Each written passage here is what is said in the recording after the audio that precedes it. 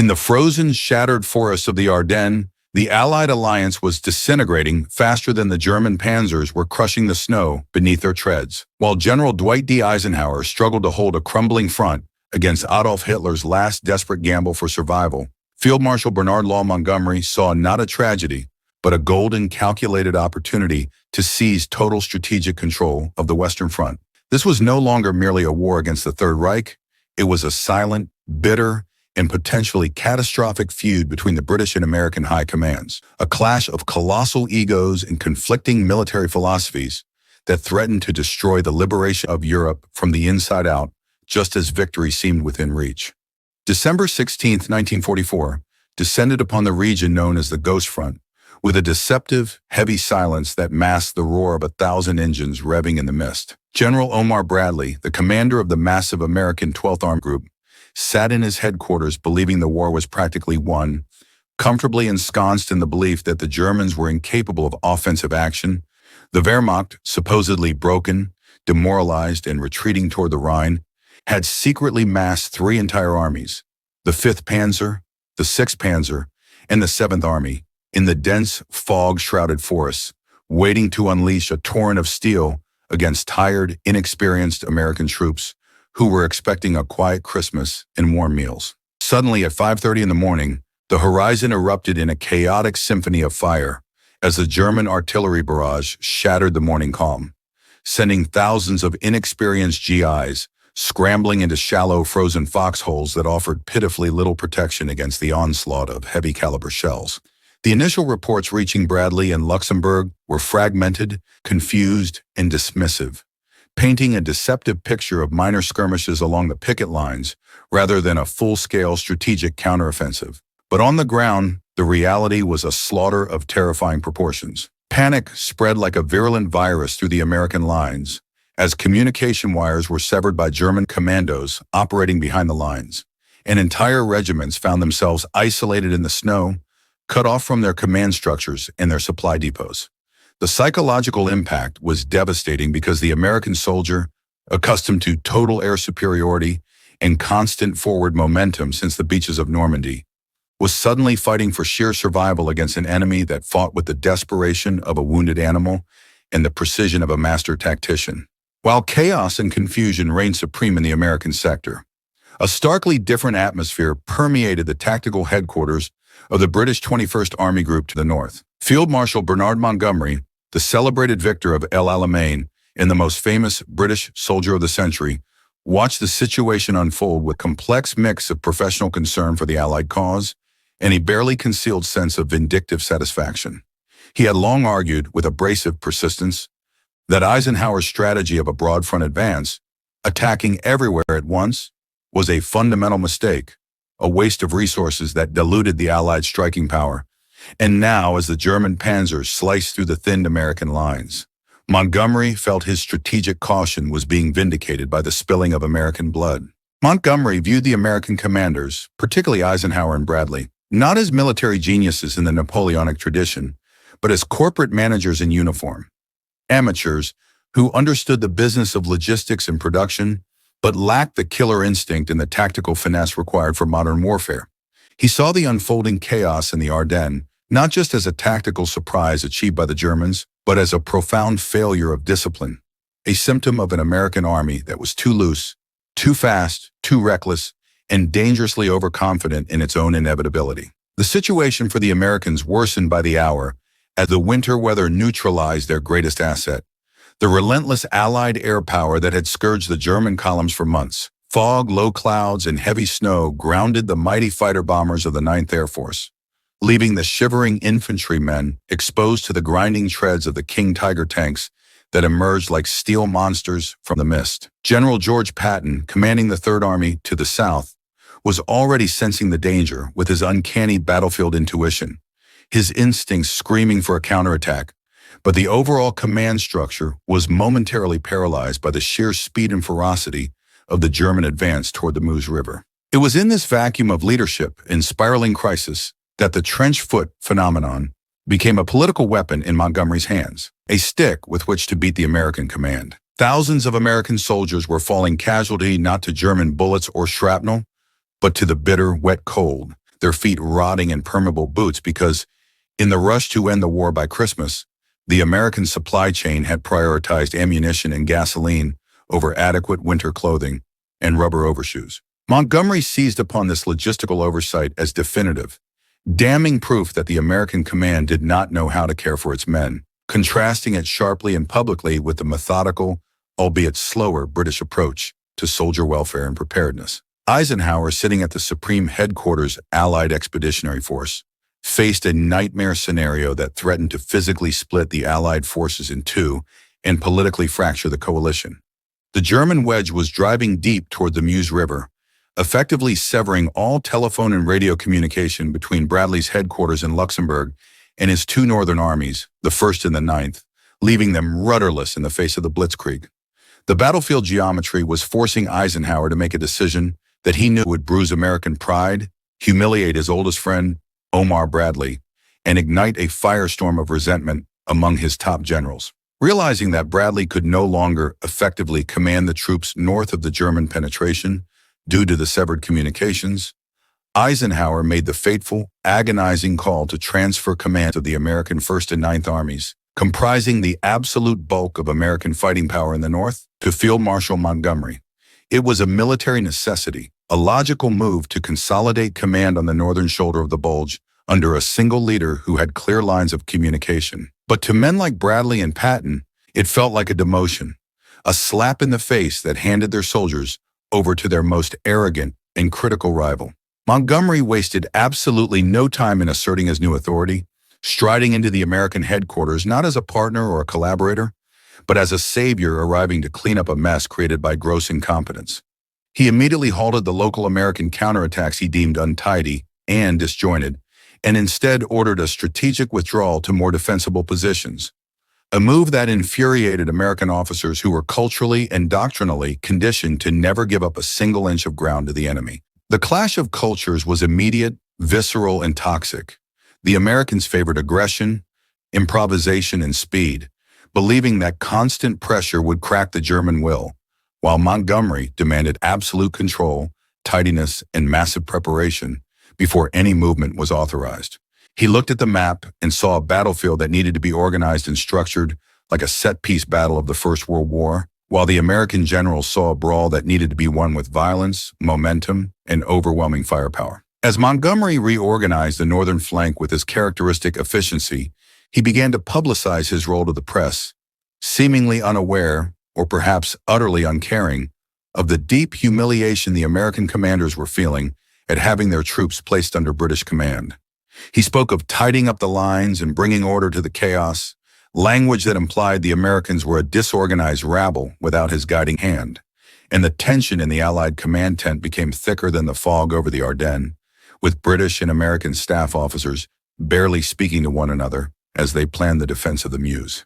Meanwhile, in the South, General George Patton was executing one of the most remarkable and complex maneuvers of the entire war, turning his entire Third Army 90 degrees in the middle of a raging blizzard to strike the German flank from the south. This was the American answer to Montgomery's caution, sheer, unadulterated speed and logistical wizardry that defied the textbooks. Patton despised Montgomery's methodical approach, viewing it as cowardice disguised as prudence, and he was determined to reach the besieged town of Bastogne before Montgomery could claim credit for stabilizing the front, engaging in a personal race for glory amidst the carnage. The battle had effectively transformed into a dual conflict, the physical, bloody war against the Nazis, who were throwing their last reserves of men and machines into the meat grinder, and the psychological war between the Allied commanders. Every tactical decision was scrutinized through the lens of national prestige, with Montgomery convinced that he was the only true professional on the field, and the Americans determined to prove that their citizen soldiers could outfight the Wehrmacht without British tutelage or condescension. As the weather finally cleared and the Allied air forces returned to the skies to rain destruction on the exposed German columns, the tide of battle began to turn irreversibly. But the damage to the alliance had been done. Montgomery prepared for a press conference that he believed would explain his brilliant handling of the crisis to the world, completely misjudging the political fallout that his words were about to trigger. He was about to walk into a public relations minefield that would nearly cost him his command and permanently fracture his relationship with Eisenhower, setting the stage for one of the most controversial moments of the war. The morning of January 7, 1945, would go down in history as the moment the internal structure of the Allied alliance nearly collapsed under the weight of a single man's vanity. In a small, cramped schoolhouse in the Belgian town of Zonhoven, Field Marshal Bernard Montgomery convened a press conference that he believed would be his crowning moment of glory. He walked into the room with an air of effortless superiority, his signature beret perched precisely, and began to lecture the international press as if he were a schoolmaster explaining a simple sum to a group of slow-witted children. He described the German counteroffensive not as a heroic struggle by American soldiers who had held the line at St. Vith and Bastogne, but as a very interesting tactical problem that he had solved with British professionalism. Montgomery's language was carefully chosen to belittle his American counterparts without naming them directly. He spoke of how he had found the American armies split in two and how he had to tidy up the battlefield, a phrase that implied the Americans were a messy, disorganized force that required a British savior. He portrayed the battle as a personal chess match between himself and the German marshals, conveniently glossing over the fact that for every one British soldier engaged in the Bulge, there were 30 Americans bleeding in the snow. To the reporters in the room, it sounded as if Montgomery had single-handedly rescued a failing American army from its own incompetence, and the headlines the following morning reflected exactly that sentiment, sparking a firestorm of resentment across the Atlantic. The reaction in the American camp was nothing short of nuclear. When General Omar Bradley, usually the most composed and stoic of leaders, read the transcripts of Montgomery's remarks, his fury was so intense that he reportedly refused to ever speak to the field marshal again. Bradley felt a deep, personal betrayal. His men had borne the brunt of the German onslaught, losing tens of thousands of lives to hold the shoulders of the Bulge, only to have their contribution dismissed as a disaster that needed British fixing. He viewed Montgomery's performance as a calculated insult to every American soldier who had fought in the Ardennes. The GI general made it clear to Eisenhower that he would rather be relieved of command and sent home than serve another day under the direction of the British field marshal. The tension was no longer just a matter of bruised egos. It was a crisis of command that threatened the upcoming invasion of Germany. General George Patton, never one for subtlety, suggested that the Americans should simply stop their advance and let Montgomery try to win the war with his methodical British troops alone, knowing full well the British were running low on manpower. The psychological rift between the two armies was so wide that staff officers from the two nations ceased to share meals, and the spirit of cooperation that had defined the alliance since Normandy was replaced by a cold, transactional bitterness. The burden of this crisis fell squarely on the shoulders of Dwight D. Eisenhower. For years, Ike had performed the impossible task of keeping the Allied coalition together, but even his legendary patience had reached its breaking point. He sat in his headquarters at Versailles, staring at the reports of Montgomery's arrogance, his face a mask of weary anger. Eisenhower realized that Montgomery's ego was no longer just an annoying personality trait. It was a strategic liability that could jeopardize the final push in Germany. He knew that if he did not act, he would lose the confidence of his American subordinates in the American public. In a rare display of absolute authority, Eisenhower began drafting a message to the combined chiefs of staff. It was not a request for mediation, but a definitive ultimatum. He was prepared to state that the command structure of the Allied forces was no longer functional due to the lack of cooperation from the British commander. He was essentially forcing the hand of the British government. They could have Montgomery as their hero, or they could have the American industrial and military machine as their partner, but they could no longer have both. It was the most dangerous moment of his career, a gamble that could have shattered the alliance on the very doorstep of the Third Reich. Winston Churchill, the old line of British politics, recognized the looming disaster with the speed of a man who had spent his life navigating the treacherous waters of international diplomacy. He understood that while Montgomery was a national icon in Britain, the reality of the war was that the United States provided the overwhelming majority of the men, the tanks, and the supplies. Churchill knew that Britain could not win the war alone, and he could not allow Montgomery's vanity to alienate the Americans. He immediately moved to contain the damage, sending a private, urgent message to Eisenhower to soothe his anger, while simultaneously preparing to address the House of Commons. In a masterclass of political oratory, Churchill stood before the British Parliament and delivered a speech that was a direct rebuke to Montgomery's version of events. He declared that the Battle of the Bulge was an American battle, and that the American troops had performed with a bravery that was beyond praise. He explicitly stated that the British contribution, while important, was secondary to the massive American effort. By doing this, Churchill effectively handcuffed Montgomery's ego. He forced the Field Marshal to issue a rare and deeply humiliating apology to Eisenhower, a move that saved the alliance but left Montgomery a bitter and isolated figure within the high command. As the winter snows began to melt, the focus of the war shifted from the forests of the Ardennes to the final great obstacle, the Rhine River. This was the spiritual and physical heart of German defense, a wide, fast-flowing barrier that had not been crossed by an invading army since the time of Napoleon. For Montgomery, the Rhine was the ultimate opportunity for a tidy battle. He began planning Operation Plunder, a massive set-piece operation that was the culmination of his military philosophy. He insisted on a colossal artillery barrage, a massive airborne drop involving thousands of paratroopers, and the assembly of a specialized naval flotilla to ferry his troops across. Montgomery's preparations were agonizingly slow and meticulous. He stockpiled millions of tons of supplies, built hundreds of miles of roads, and rehearsed his troops until every man knew his exact role. To the American generals who were already pushing toward the river with reckless abandon, Montgomery's caution seemed like a relic of a bygone era. They saw the German army in a state of collapse and believed that speed, not tidiness, was the key to crossing the Rhine. The rivalry now became a race to see who could pierce the heart of Germany first, the methodical British Field Marshal or the improvisational American generals. While Montgomery was busy counting every shell and every ration tin, the American First Army, led by General Courtney Hodges, was moving with a frantic, aggressive pace. On March 7, 1945, a small reconnaissance force from the 9th Armored Division reached the heights overlooking the town of Remagen. To their absolute shock, they saw the Ludendorff Bridge still standing, spanning the Rhine like a dark, steel, skeletal finger. The Germans had attempted to blow the bridge, but the explosives had failed to bring the massive structure down, leaving a miraculous gateway into the heart of the Reich. The American commanders on the ground faced a moment of supreme decision. They had no orders to cross the river here. Their mission was merely to reach the bank and wait for the coordinated offensive. But the American military culture was one of initiative and improvisation. General William Hogue, seeing the opportunity of a lifetime, gave the order to take that bridge. It was a move that defied the tidy planning of the high command and perfectly illustrated the fundamental difference between the American and British approaches to war.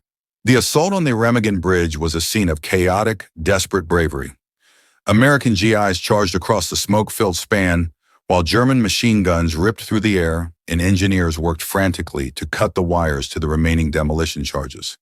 They were running into the unknown, with no support and no plan, driven only by the instinct that this bridge was the key to ending the war. Within hours, they had established a small, precarious bridgehead on the eastern bank of the Rhine, a feat that Montgomery had planned would take him weeks of preparation and thousands of casualties. When the news reached Eisenhower, he was ecstatic, famously telling his staff to throw everything we have across that bridge. But when the news reached Montgomery's headquarters, the reaction was one of cold, professional embarrassment. The Americans had stolen the crossing of the Rhine with a stroke of luck and aggressive initiative, making Montgomery's massive, slow-moving preparations look unnecessary and antiquated. The amateurs had once again outpaced the professional, and the strategic map of Germany was being rewritten by American boots on the ground. Montgomery, however, refused to be sidelined. He continued with his grand plan for Operation Plunder, launching it 2 weeks after the Remagen crossing with a level of pomp and circumstance that was almost theatrical. He had Winston Churchill by his side as he crossed the river, ensuring that the cameras captured his triumphant entry into Germany. But the narrative had already shifted. The Rhine had been bridged by American improvisation, and Montgomery's massive operation was seen by many as an expensive, unnecessary performance designed more for the history books than for military necessity. The silence at Montgomery's headquarters regarding the Remagen crossing spoke volumes. He could not bring himself to publicly praise the American achievement, as it fundamentally challenged his belief that war could only be won through meticulous, centralized control. The rivalry had reached its final stage. The Americans were winning the war through sheer, unbridled momentum, while Montgomery was still trying to manage it like a tabletop exercise. The businessmen in uniform were proving that, in modern war, the ability to adapt to chaos was more valuable than the ability to plan for every contingency. With the Rhine crossed, the German front virtually disintegrated. Eisenhower unleashed his armies to perform a massive double envelopment of the Ruhr Valley, Germany's industrial heartland. This was the Ruhr Pocket, a maneuver of such scale and speed that it effectively trapped over 300,000 German soldiers in a giant cage of fire and steel. It was the ultimate vindication of Eisenhower's broad front strategy. By attacking everywhere at once, he had forced the German command into a state of total paralysis, unable to move reserves to any single point of crisis. The Ruhr Pocket was not just a tactical victory, it was a logistical masterpiece. The Americans were moving so fast that their supply lines were stretched to the breaking point. But they never stopped. They fueled their tanks with captured German gasoline and fed their troops with whatever they could scavenge, a style of warfare that Montgomery found untidy, but which was undeniably effective. The German soldiers, seeing the hopelessness of their situation, began surrendering in numbers that overwhelmed the Allied capacity to process them. The war in the West was no longer a battle. It was a harvest of prisoners. As the Allied armies raced across the German plains, the final question of the war loomed. Who would take Berlin? Montgomery, desperate for a final act of historic glory, urged Eisenhower to allow him to strike directly for the German capital. He believed that the capture of Berlin by British and American forces was essential for post-war political leverage against the Soviet Union. Patton, too, was eager for the prize, famously promising to be in Berlin in 2 weeks if Eisenhower gave him the gasoline. But Eisenhower, now acting as a grand strategist rather than just a military commander, looked at the maps and the casualty estimates and made a cold, calculated decision. The Yalta Conference had already placed Berlin in the Soviet zone of occupation. To Eisenhower, spending American and British lives to take a city that would be handed over to Stalin anyway was a senseless waste of life. He ordered the Allied advance to halt at the Elbe River, leaving Berlin to the Red Army. This decision was perhaps the greatest disappointment of Montgomery's career, but it showed that Eisenhower had the moral courage to choose the lives of his soldiers over the vanity of his generals. The final weeks of the war brought a sudden, horrific shift in perspective that rendered the bickering between the generals irrelevant. As the Allied units pushed into the heart of Germany, they stumbled upon the hidden machinery of the Holocaust. The liberation of the concentration camps such as Ohrdruf, Buchenwald, and Dachau revealed a level of depravity and suffering that no military training could prepare a man for. The soldiers who had been fighting over tidiness and prestige were suddenly confronted with the ultimate consequence of the ideology they were fighting to destroy.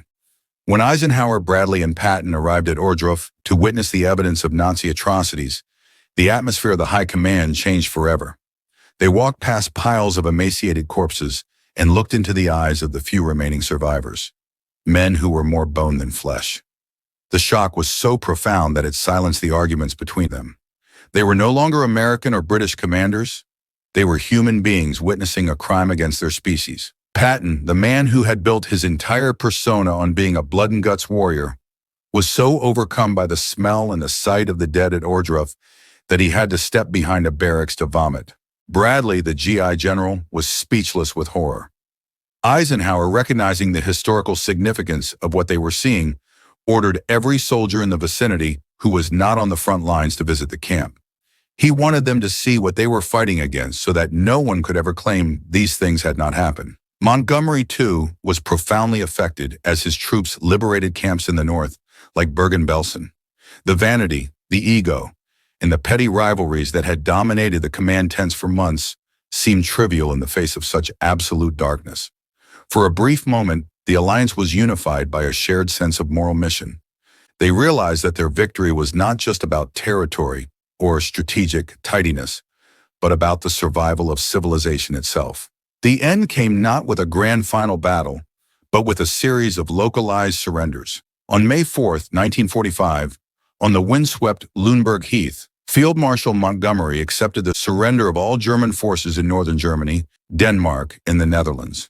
It was the moment he had dreamed of, the final recognition of his status as a great captain of history. He played the part to perfection, requiring the German officers to wait outside his caravan while he finished his lunch, maintaining the image of the dominant, disciplined victor to the very last second. But even in this moment of triumph, there was an air of melancholy. Montgomery had won his war, but he had lost his struggle for the soul of the Allied command. The war had been won on American terms, with American resources and under American leadership. The era of British military dominance was over, and as Montgomery stood before the cameras, he looked like a figure from a past century, a man of rules and methodology in a world that had been redefined by chaos and overwhelming power. The legacy between Montgomery and the American commanders is one of the most studied aspects of military history, but the true lesson lies not in their disagreements, but in their ultimate success. The Allied command was a noisy democracy, a collection of men with massive egos and deeply held beliefs who were forced to work together under the most intense pressure imaginable. Unlike the German OKW, where disagreement with the Führer meant death or disgrace, the Allied leaders argued, shouted, and threatened to resign, but they always in the end found a way to move forward. The friction between Montgomery's methodical caution and Patton's aggressive speed created a balanced, versatile military machine. Montgomery's tidiness provided the stability that allowed the Americans to take their untidy risks. Without Montgomery, the Americans might have overstretched and suffered a catastrophe. Without the Americans, Montgomery might have taken until 1948 to reach the Rhine. The rivalry was the engine of the alliance, a productive tension that ensured no single military dogma dominated their strategy. On May 8, 1945, as the world erupted in the joy of VE Day, the generals who had spent months at each other's throats shared the victory.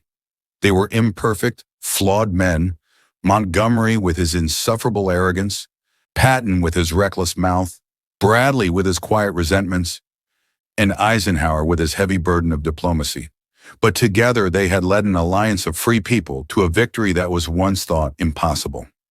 They had learned the hardest and most valuable lesson that war can teach, that unity is not the absence of conflict, but the ability to overcome it for a greater cause. The amateurs and the professionals had stood together at the Elbe, and in doing so, they had saved the world.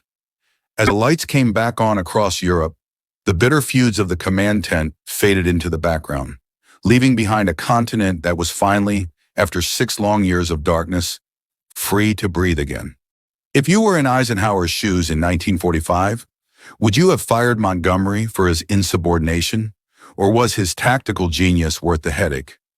Let me know your verdict in the comments below, and don't forget to subscribe and hit the notification bell.